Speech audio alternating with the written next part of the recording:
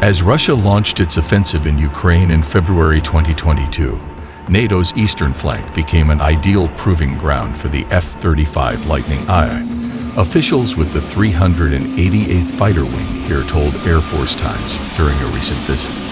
Members of the active-duty 388th FDO and the Air Force Reserve's 419th Fighter Wing became the first American F-35A units to arrive in support of NATO amid the opening volleys of the Russo-Ukrainian war last year. They deployed to Germany's Spangdahlem Air Base from February to May 2022.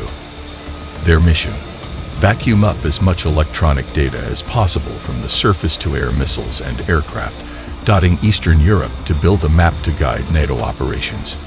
And if the situation spilled into NATO countries, to add some muscle. We weren't crossing the border. We're not shooting anything or dropping anything, said 388th Fighter Wing Commander Colonel Craig Andrell in a March 20 interview here.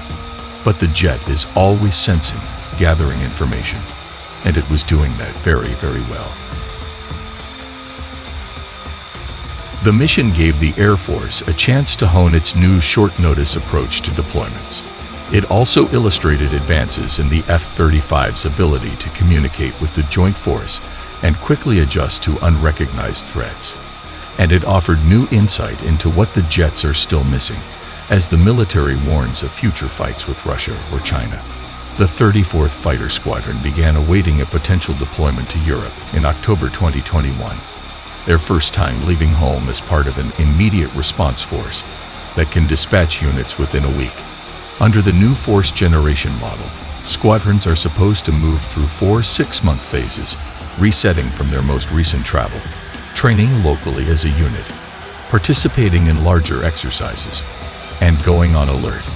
That approach aims to give units enough time to rest, train and maintain their jets between deployments. When that final window of peak readiness opens, Andrell said, we could get a phone call and leave in a matter of days, to an unknown location, for an indeterminate amount of time. The 388th Fighter Wing picked jets that could fly for at least 3 months without major repairs. Airmen readied their combat gear and practiced wearing gas masks. They got their medical paperwork in order, studied European rules of engagement, learned about the airfields they might use.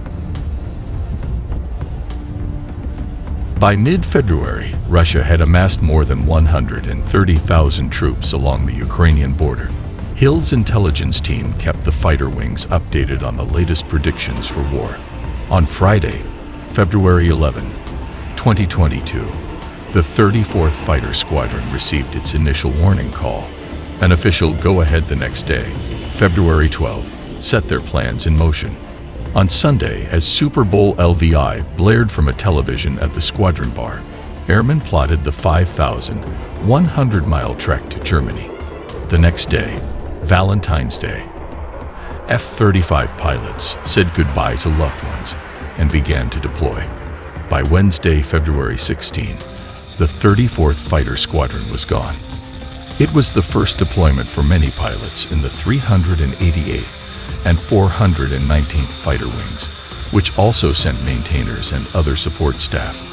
And it was the first time their families didn't have the stability of an assured 6-month deployment on the calendar.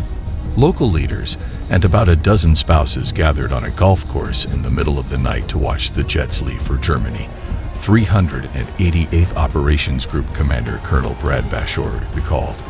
Half of those are probably seeing the first time their significant other has ever deployed, he said. There was a finality to all the preparation. It was emotional, but at the same time, they were all together as a family.